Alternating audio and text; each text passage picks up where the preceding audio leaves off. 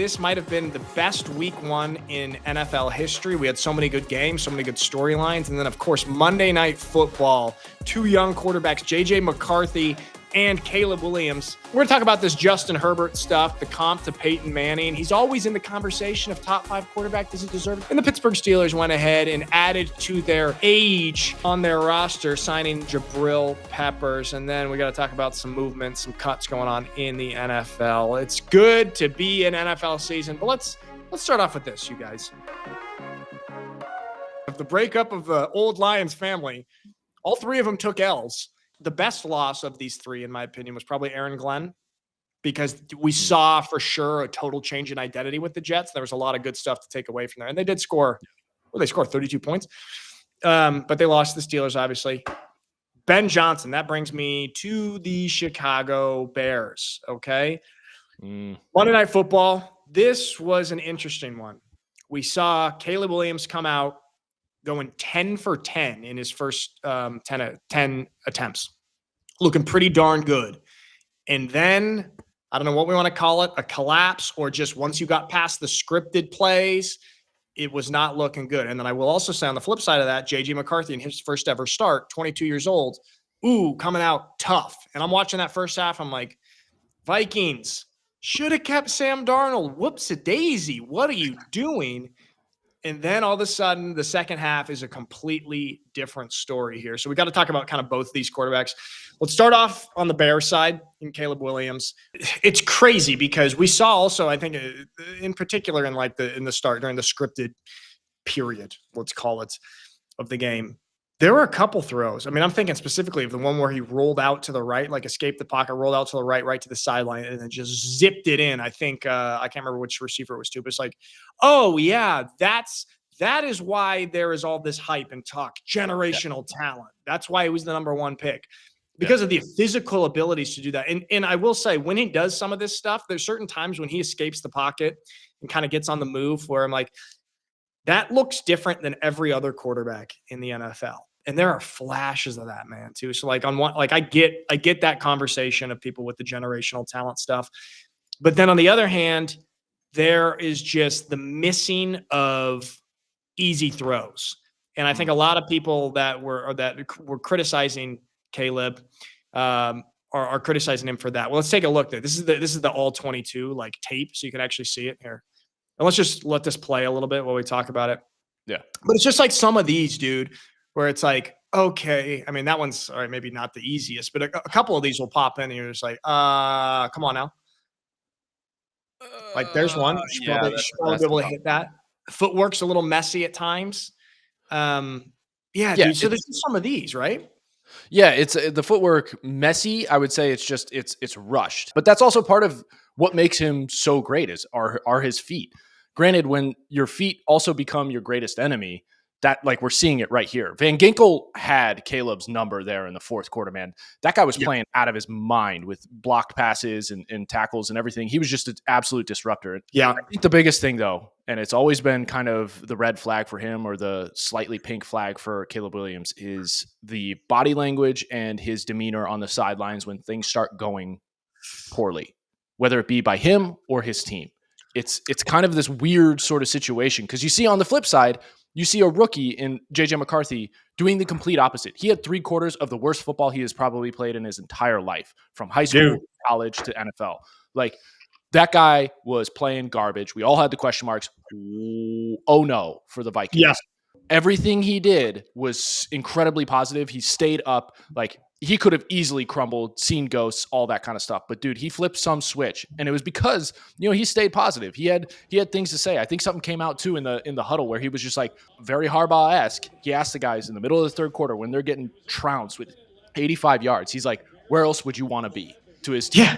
And like stuff like that is what makes guys absolutely love you. And I don't get the sense that Caleb's doing that.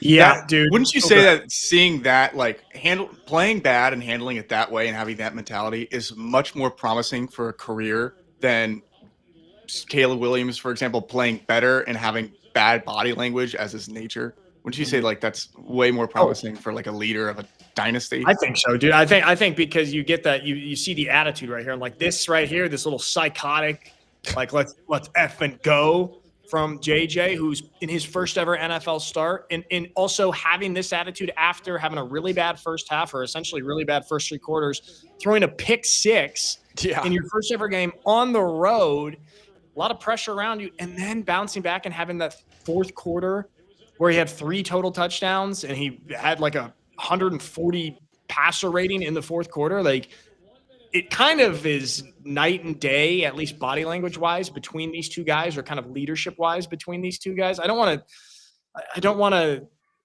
we're not giving up on Caleb Williams here, but I am seeing a lot of Chicago people being like, oh, he looks the exact same as last year. Nothing's changed. Even Ben Johnson couldn't fix him. What do you make of that? I mean, like, what's the leash here for Caleb? I think he's still got plenty of time to right the wrong, because yes, we can overreact in week 1. It's been one game and one camp and all of that. And if there's anything that's like a feather in the cap of Ben Johnson, is his ability to improve throughout a season. We saw it the past 2 seasons, at the very least, at the Lions, and how he got them on track and at the top offensive team in the country and in the NFL. So I'm not giving up hope on the Bears whatsoever, or Caleb Williams whatsoever. I just think those small tweaks, to his approach and how things, when they do or do not go right, like that's what he can really work on, because he has, again, the physical talent and the capabilities that are greater than a lot of dudes. And I would argue probably greater than JJ McCarthy. It's all about the mentality. So to Mikey's question, it's like, yeah, dude, at the quarterback position, you have to marry the two. You have to be athletic enough and talented enough to get the job done, but you also have to have a psychotic mindset and just tunnel vision in your leadership and your approach to the game to really take that to the next step. And like, that's the differentiator. So if he can somehow marry or improve that psychological approach in body language and leadership with his talent, it's going to be incredible. It's just a matter of doing that. I wonder though, like, can you do that? It almost seems like that JJ McCarthy attitude right there. It's like, we know from like playing with guys, there's guys that have that and there's guys that don't. Yeah. And I don't know if that's something that you can really develop. I mean, maybe as a quarterback, when you're in a leadership position, like you have to at least project that outwardly. Like maybe you could fake it a little bit, but like this game came down to like the fourth quarter and do or die, crunch time, and we saw completely two different reactions to it. I will say this is, I mean, according to this is completion percentage over expected. Caleb was the worst in the NFL, tie with Bryce Young this week, where JJ McCarthy ended up right here, kind of in the bottom middle section. So there's that, but then also you get a guy like Kurt Warner, who is a Hall of Fame quarterback, and he said he actually thinks that Caleb played pretty darn well. It's just that the bad plays, like he had great plays, but the bad plays really negate that. It's like it's almost that he net neutrals himself with those bad plays, and it's like if you could just clean that up. I don't know. What's your opinion? Do you think a guy can change the attitude and leadership stuff, and mentality stuff? Like I think the physical stuff that can be cleaned up. Yeah, the football side of things, but the leadership stuff. Yeah, they're definitely two different buckets, like I'm saying, and the marriage and everything like that. But I think they're still connected to a certain point. So if you start cleaning up those bad plays that are so debilitating to your offense and your team, you can start to slowly build up the confidence, leadership, all of that kind of stuff as well, because it's showing it's the action that's showing your improvement. And if you're doing it at the same time, slowly but surely, it will change things. And yeah, you can only change yourself, especially at the age that he is. You can only change yourself to a slight degree, but it's also about putting in the effort to do so. And it's when you're a leader in the NFL and you're doing all of these things, it's like you're so front facing. All you have to do is you can still have the same mentality. All you have to do is just show it. Actions speak way louder than words. And if you could just dial back on the negative sort of body language and maybe get a little more rah-rah, even though I despise rah-rah guys, it will go a long way. And it will go a longer way if you're doing it in action and dialing back on those negative plays, like I was saying. Yeah, perhaps. I mean, I'm not sure, dude. We'll see. But I will tell you what, I was so impressed with JJ McCarthy here. And look, this is First ever player in NFL to account for 3 touchdowns in the fourth quarter of their debut. Very impressive. And then this was his fourth quarter. Yeah. 6 for 8, 100 total yards, 3 total touchdowns, and 150 passer rating in the fourth quarter. Like when it mattered, all the pressure on him. Bad game, 3/4 of a bad game behind him and stepping up there. And I'll say this, the team seems to freaking love him. Like this is Kevin O'Connell inside the locker room, hyping him up. Check this out. Me and you always thought he would figure it out. He had 2 passing touchdowns and a rushing touchdown.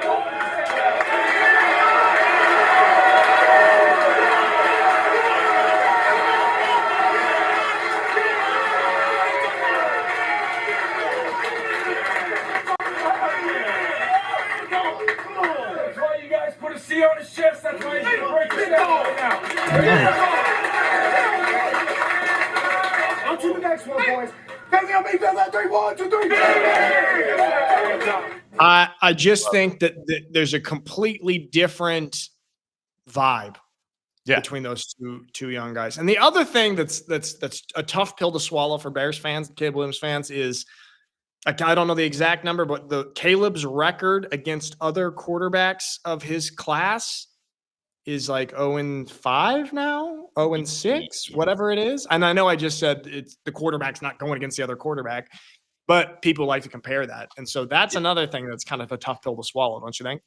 Yeah, it's a tough pill to swallow because I don't think we've seen yet a clip or reaction of the Chicago Bears team or anything like that with Caleb Williams. Like we haven't seen that yet. And it's just been more of the negative storylines about body language and everything that we're kind of expressing here. I think what this truly highlights is the fact that the mentality and your mental fortitude is what is the differentiator, especially at the quarterback position, because everybody's in the NFL right here. You're playing against NFL players who are the cream of the crop of every single year of college football. They're the all-stars of every single team they've ever been on, and they're only getting better.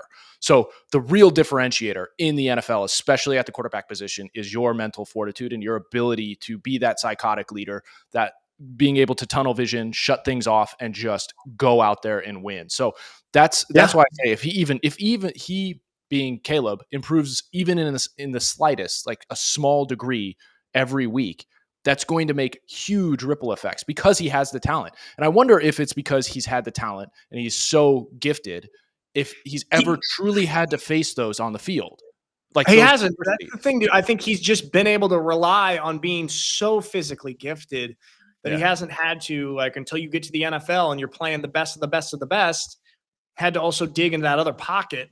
But it's like, look at the greatest quarterback of all time. He's not really physically gifted compared to other. What is he? He's not there was like this quote going around that Tom Brady's not a generational talent. I can't remember who said it, but it's like, well, actually, physically, you're right. But mentally and leadership wise, he's the greatest of all time. And that's why he ends up being the outright greatest of all time. And it's not the physical gifts, the whole mental side. It's the whole attitude. It's the whole leadership side, right? Yeah, it's the combination of things. And to your point too, the physical aspects of Tom Brady are nothing to write home about. No. But from beginning to end of career, he made incremental steps in improving his physical makeup. I mean, he ate all the avocado ice cream he could possibly make.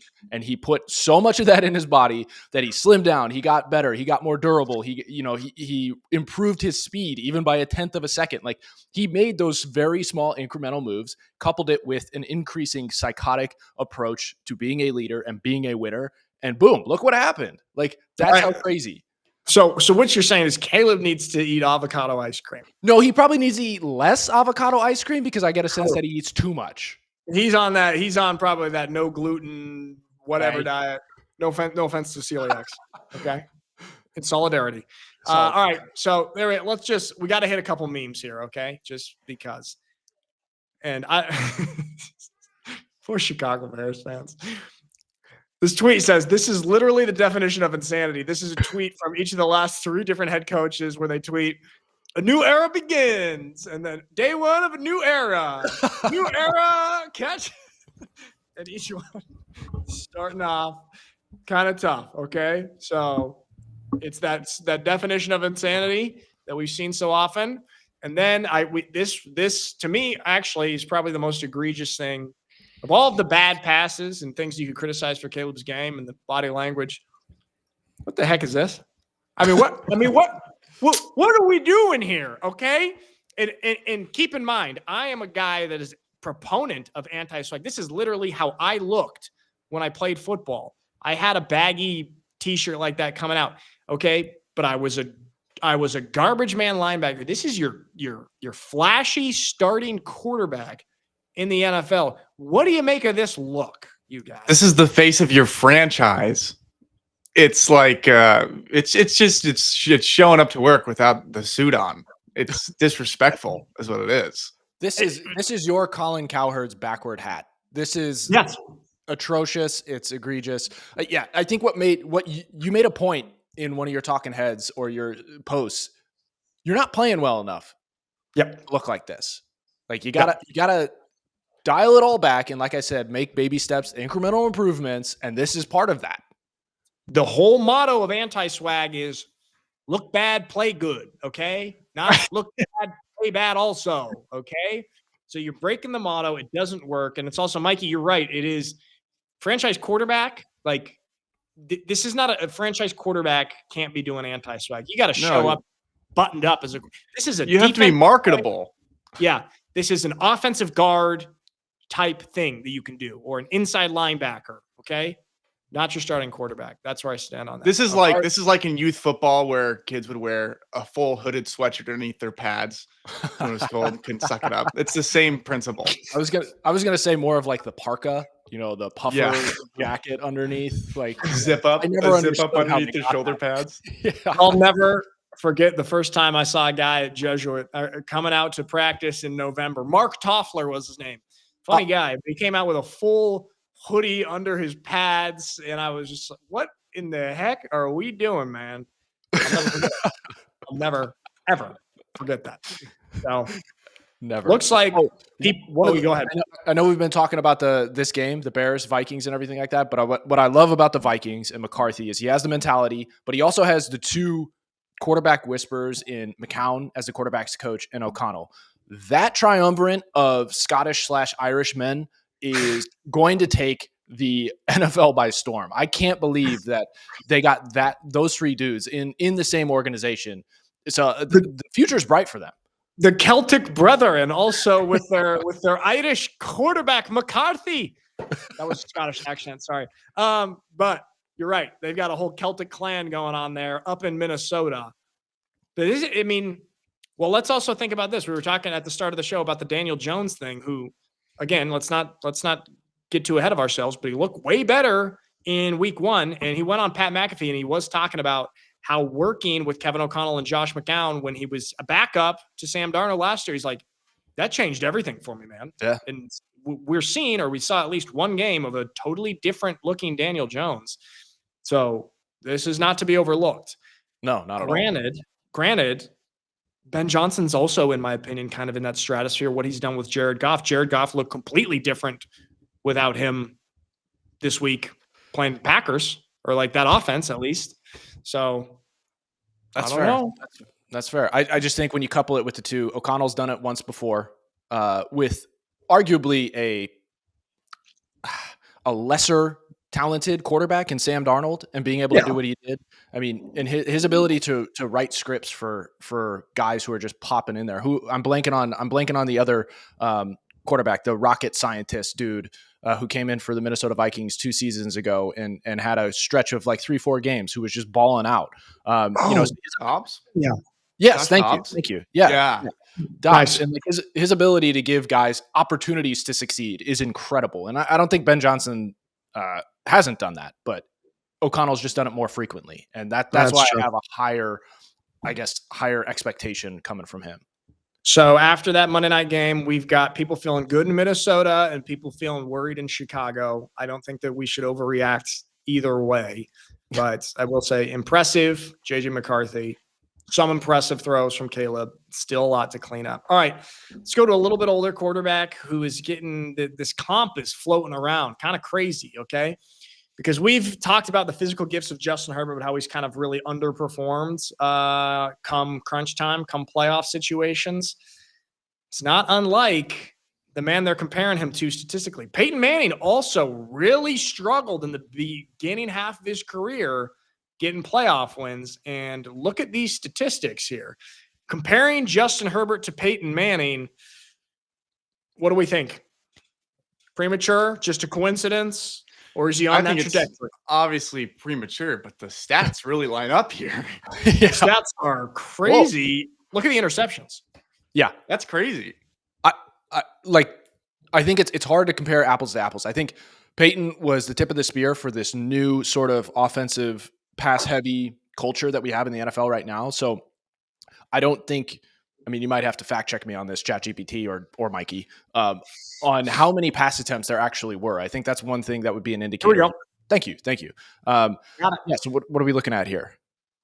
Pass yards, about similar. Passes yards per attempt. Do we have pass attempts?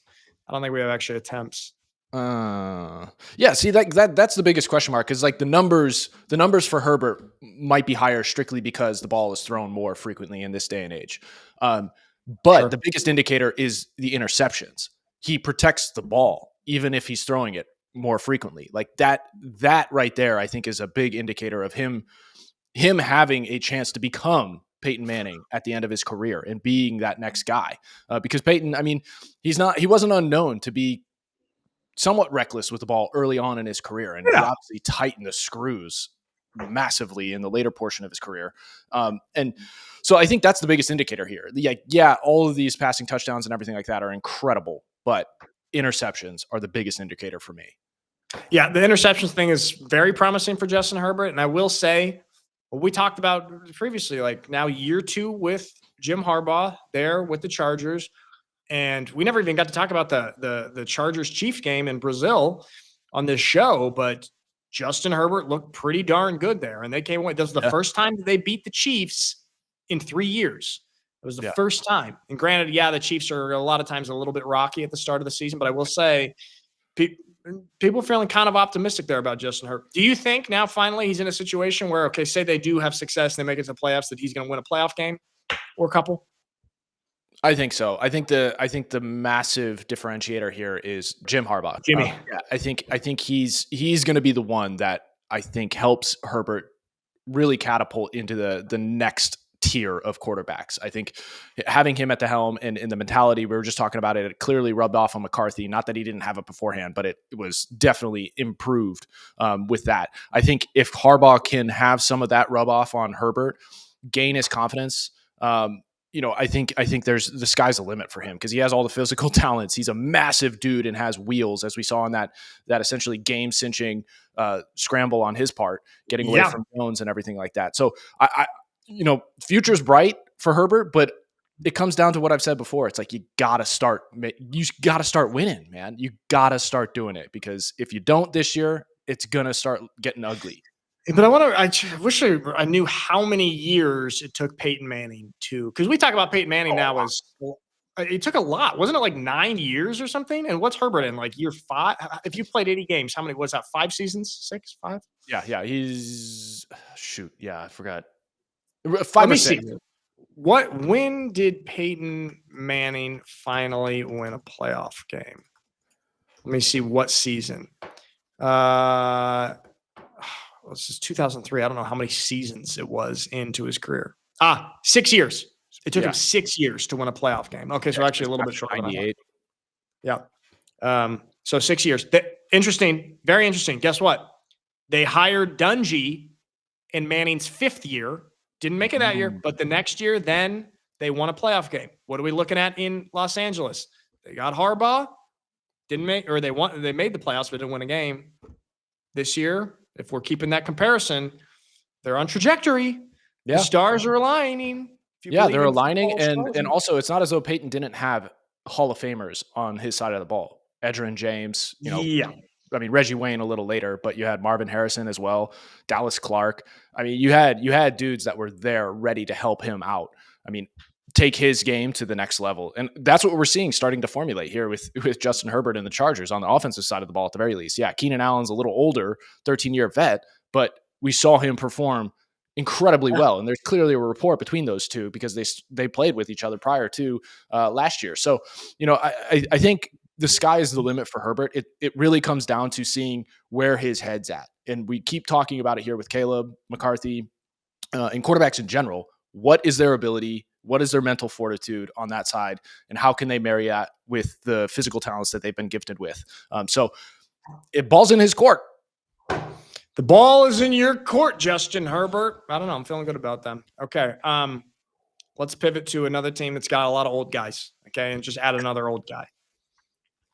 Jabrill Peppers being signed by the Pittsburgh Steelers, who already have some, call it old wise guys on there. They've got Jalen Ramsey. We saw him with that essentially game-winning pop against the Jets last week. And then, of course, Aaron Rodgers, the oldest quarterback in the NFL.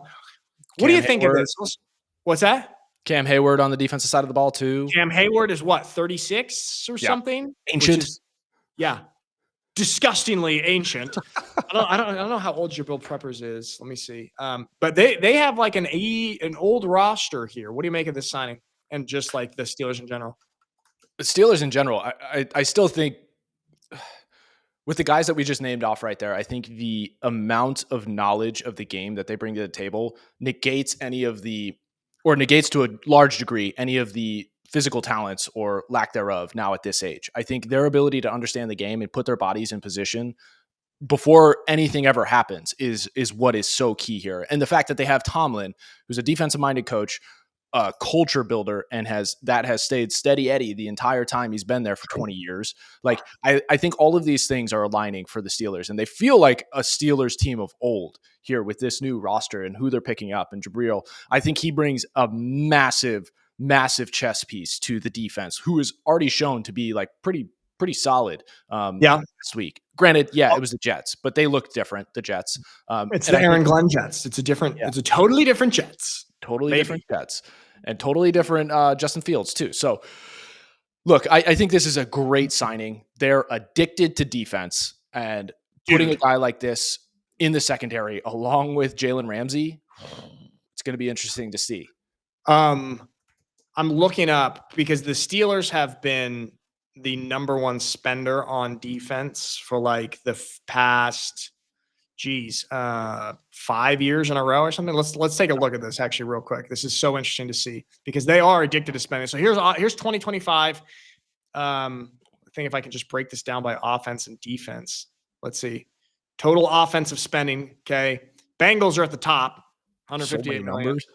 It's a lot of numbers here. Okay. So you see right here. Can we read this graph? Can we read this chart? I'm highlighting that. Now let's look at defensive spending. Can I organize it by that? There we go. And who's at the top by quite a bit? Once again, the Pittsburgh Steelers. I will say it's not great company up there with other teams that are spending the most money on defense. Giants, Colts, maybe. We'll see. Commanders are solid. Bears, oops. All right, then you got the Ravens, who are obviously have an iconic defense there. But once again, because look at this. So that's this year. Last year, also spending the most. Okay, 23 also. I don't know if you can follow all this. You're seeing 22 also. Yeah. Okay, then there was 1 year the Chiefs spent it. Wow, where are the Steelers that year? I wonder how good they were. Mikey, can you look up how good the Steelers were in 2021, what their record was? Because maybe they need to learn from that. Maybe they need to not just go all out balls to the wall. I mean, they are just they're paying they got Aaron Rodgers for pretty cheap. Oh yeah. Yeah. They got him on a veteran discount there. I don't know. You got 9-7 and 1 tie. 9-7 winning record. Pittsburgh Steelers. They always do it. What are you guys mad at? We won. Give me another year. Incredible. Mike Tomlin, king of mediocrity. No, I don't know. He seems cool. Got a C+ average. I'm going to college.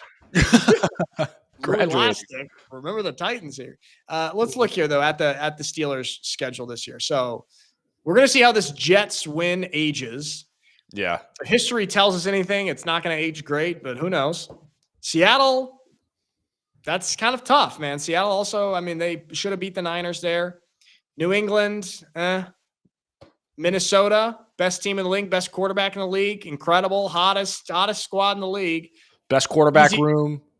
Easy win right here, October 12th. Easy win Hey. against the Browns. Easy W. Ugh. No. Nope. What? Nope. No, our defense is solid there. I think the biggest question mark here is when they face Seattle, McDonald's defense there. He's a defensive-minded dude. Yep. That's going to be the biggest question mark is how does the offense perform? Because I get the sense that the defense is always going to be pretty solid. We saw defense always good there. Adding Peppers, all of that feels really good. It's all about how many points they can put on the board. Putting up 34 in week 1 for the Steelers, unheard of. Absolutely unheard of. Hopefully it's not a black swan event. Well, it's a little scary, I will say. I mean, we're talking about they just spent $158 million in defense, and they did let Justin Fields and the New York Jets put up 32 points on them. Okay. Who knows? Maybe Justin Fields is in his new era. Maybe he's in his Geno Smith era, his Sam Darnold 2.0 era. That remains to be seen. I will say, here's a guy that I criticized quite a bit, but he was the only head coach to get a win in week 1. My boy. Duval. Oops. Duval. My man's a winner. He's established a culture in Jackson. He is the only head coach, rookie head coach to get a win in week 1. Wow. So something there. You got anything on the Jaguars? Any optimism there? Having a guy like this leading a team, it's almost like endearing, and the team kind of rallies behind, hey, let's win it for this guy type of thing, you know? Because he's trying his best. They can tell he's obviously seeking all their approval, and I think sometimes it can kind of work out in a weird way. Sort of like a make-a-wish sort of inspiration for the team. The team bands go, guys, he really needs this. Really galvanizes the squad. Yeah.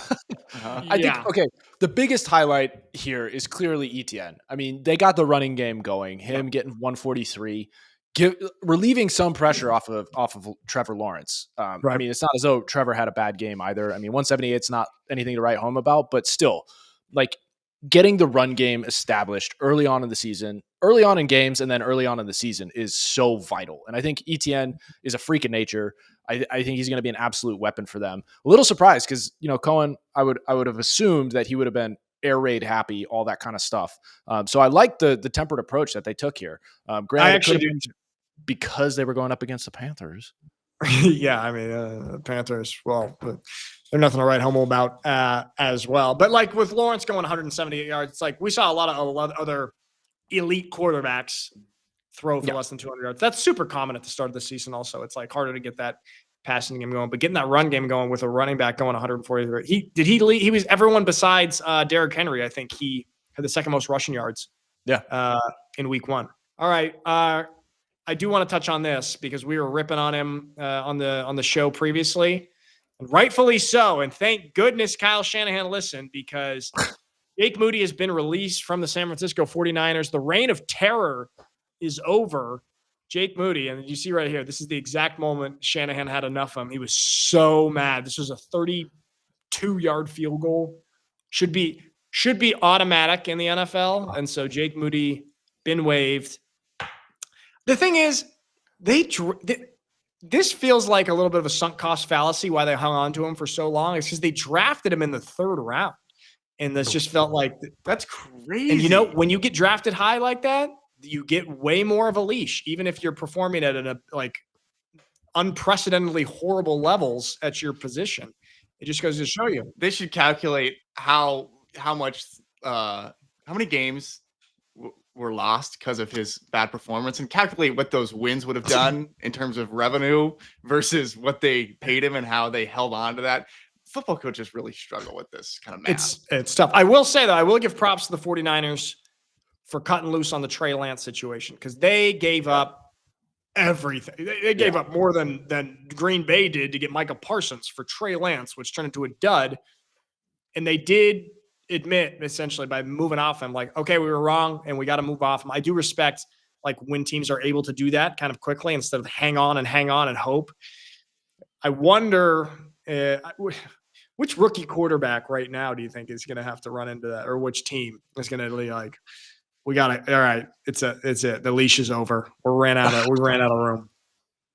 I mean, before I answer that question, it's they had the luxury of kind of doing that to Trey Lance because they got a guy in Mr. Irrelevant in Brock Purdy, and they were just luckily, whoa, okay, yeah. And hey, they can always hang their hat on the fact that they actually drafted him. So it wasn't like a random free agent signing that all of a sudden diamond in the rough that showed his true colors. They can still, the front office can still lean on the fact that they selected him, and they did it based off of his merits and his potential. So they had the luxury of moving off of Trey in the way in which they did. Jake, you kind of get the sense that they were hanging on longer because they didn't have that. You don't have an extra, Hall of Fame kicker in the stable usually, kind of thing. So, Jake, they had to lean on that a little longer, or hold on to that a little longer in that respect. In terms of the leash for a young quarterback, well, it used to be a lot longer, I feel like. Oh yeah. It used to be 3-4 years, and now it's shorter. Yeah, I think part of the reason why it feels shorter is because obviously we're in the day and age of social media, but also it's as though the New York organizations, the Giants and the Jets, have gone through such a stable of young top drafted quarterbacks so frequently over the past decade and a half that it feels like just the carousel of those guys is just insane. So I get that feeling that it's probably a select few organizations that are really moving off of dudes quickly because they realize, oh, sunk cost, not the guy. Yeah. Let's go move out. So I think it's really New York, the two New York teams that are making us feel like this. It's just over and over again. I will say 49ers, this new kicker that they signed after cutting Jake Moody, what's his name? Eddie Pinheiro. I hope I'm pronouncing that right. Pinheiro is ranked number 4 all-time in field goal accuracy. Like, look at the other kickers that are in that conversation right there. Justin Tucker, Harrison Butker. So maybe a little bit different story here, special teams wise, for the 49ers. I mean, in who knows? Maybe Jake Moody just needs a reset. It was clear he was like in his own head. It was just at that point so mental. He had the yips. I mean, he's obviously the talent. Otherwise, they wouldn't have drafted him in the 3rd round. You know what? Actually, maybe I take that back because they did draft Trey Lance. I don't know, man. That was a whiff. So who knows? They'll be in a better spot. Any final big takeaways from week 1 of the NFL for you? I mean, at the top, you mentioned it. I think this, at least in my recent memory, recency bias going full bore here. I feel like this was the best week 1 in a long time. Like, we had games and matchups that just hit the nail on the head. Nail biters. You got the Bengals, even though it wasn't like the prettiest game offensively for them. You had a nail biter there. You had obviously the Sunday night football game, which I think was a playoff magic sort of competition there between those two MVP candidates of last year. Probably going to be the same this year. And then Monday Night Football. Like, you can't ask for a better slate of games than we got during that. Oh, also the Buccaneers, last second drive, touchdown to win the game with our sleeper pick of MVP for this season. Like, all in all, this week 1 felt different, and I hope that it continues throughout the rest of the season. Dude, it was there was just so much good action here, and even like the Monday night game with the 2 young quarterbacks, like the storylines and that, like, okay, this new coach, can he come in and fix the problems of this talented young quarterback? And what is this JJ McCarthy guy going to look like? And just, I mean, right now, if you want to overreact, we saw the budding of a superstar franchise quarterback right there in the 4th quarter of that game. If you want to overreact, which sometimes I love to overreact. Week 1 overreactions is so fun. Yeah, I'm with you right there. And then also just the Ravens have this epidemic of losing these big score leads in the second half. Like, I saw some tweets of people who were like, is it time to have the John Harbaugh conversation? So, all right, chill out. Okay. Stop. Yeah. But that's not good. Yeah, it's not good. The one positive I think here is the fact that most of that noise has been coming from the fact that people are saying Lamar Jackson is the one who can't finish games, who can't win in the big situations or do that. They lean on the fact of the playoff wins or the lack thereof for him because he just does. They say he doesn't show up for those games. But in this game, that guy showed up. He did not waver. He put everything on the line. He did everything, save for Derrick Henry's massive game. He did everything he possibly could to get the Ravens in winning position. I think that fell far more on the defense, and the Ravens defense isn't garbage. Like their roster, insane. Kyle Hamilton had a game and against an MVP dude in Josh Allen. So like, I think ultimately what this boils down to is, I mentioned it before last episode, I mentioned it again, the Black Swan event of Derrick Henry coughing the ball up. That will not happen again, maybe besides one more time in the season. So I think that conversation is a dumb overreaction. It's so dumb because also I think, I don't remember his stats last year when they lost in the playoffs, but wasn't it that he hit the tight end in the hands in the end zone for the win? Yes. Oh, no, that's the Andrews one. And then the opener. Yes. Yeah, and then opener for last season when they were against the Chiefs, likely, they were a toe from getting that W, a toe away from that. So there's that, and So to lay it all on Lamar is absurd. And then secondarily, to lay it on Harbaugh, because ultimately the coach can build the culture. He can have a massive effect, as does the front office, as I mentioned last episode. But ultimately it comes down to guys executing on the field. And that's where these losses are coming from, is just those one plays, this game of inches, the one plays that ultimately kill things for the Ravens. It's so stupid to me when I hear people, fans mostly, say that, like, we got to get somebody else. Like, who? You have one of the best quarterbacks in the NFL. You have one of the best coaches in the. Who do you think you're going to go get? You're going to get Brian Daboll? You're going to go get Liam Cohen? Like, what do you think the alternative is? So I just find that to be so stupid. This is the same sort of energy I always get to feel from LeBron whenever he has a great roster that he's hand selected and everything like that. And then all of a sudden he starts complaining. It's like, what are you talking about? You got everything you need and wanted. Well, that's why it's not healthy to get everything you want in life. Okay. Some people don't know what they want. All right. You know, what did Henry Ford say? If I asked the people what they want, they would have said a faster horse. So there you have it. Yeah. All right. And then he gave us the 9 to 5 and the Monday through Friday. And thank you. Yeah, but he gave us a good quote, though. Good some cars and a good quote. And now I have to go to work. All right. There we go. There we have it. Thank you, everyone, for watching. Week 1 of NFL's in the books. We'll see you on the next one.